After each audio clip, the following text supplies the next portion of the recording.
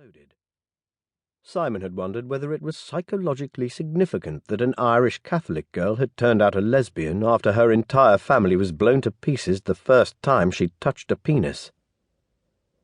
George and Sabrina had been saved by their rampaging hormones. Simon found that oddly romantic. But then Simon found a lot of things odd. Harriet, on the other hand, had fancied a whiskey with her dessert. When the waiter offered her a choice of what she called cheap, dirty water, she had barged out of the hotel and across the road to the off-licence for a bottle of Lagavulin.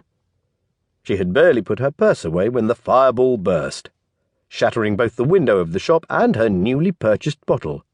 It took a protracted letter-writing campaign, but Harriet had eventually managed to make the chain's head office accept that, while she had paid for the bottle, having not yet picked it up, she had not, in fact, taken ownership of it, and that, as such, they were obliged to send her a replacement.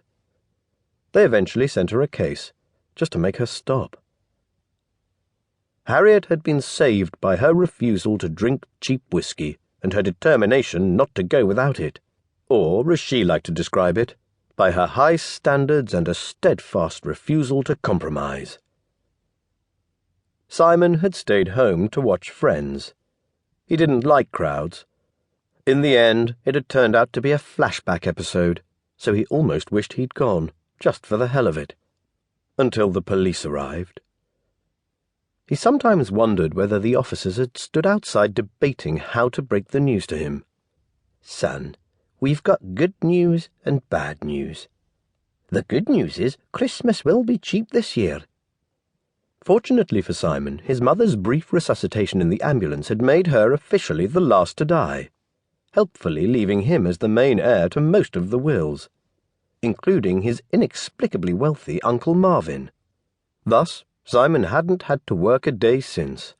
He largely survived on interest from the stupidly large sum of money in his account, and if he ever ran a little low, he only needed to sell one of the hideous artifacts Marvin had collected throughout his archaeological career. Whenever Simon's father had discussed his brother, there was always a proliferation of implied quotation marks left dangling in the air. George, Sabrina, and Harriet were the only people Simon had any sort of normal contact with, and it was mainly to ensure the safe passage of regular payments he had promised them all after the explosion. It only seemed fair that with only 4 of them left, he should share the wealth. Without the need to earn money, Sabrina had opted for life as a poet. Harriet had retired a few years before the explosion, so only George had decided on a traditional career, as a lawyer. He had once tried to explain to Simon that he just couldn't accept not earning his own keep, even if his salary was effectively just a top-up on the significant monthly allowance Simon paid him. Simon couldn't understand why anyone would choose an office over the comfort of their own living room. But there were a lot of things about people that Simon didn't understand. He was probably closest to understanding Harriet. His great-aunt had a unique vision of the world. She imagined herself much like Jimmy Stewart in her favourite movie, Harvey, bumbling around the screen effortlessly while chaos cavorted around him. In reality, she bumbled around chaotically while the world occasionally stopped to scratch its head in bemusement. Sometimes it got a black eye for its trouble. Of all the people in the world Simon almost liked, he almost liked Harriet the most. Simon kept the necessity for anyone other than himself to be in the house to an absolute minimum.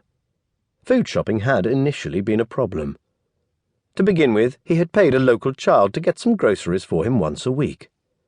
He would use the same child for a few years at a time, until they became curious beyond his tolerance.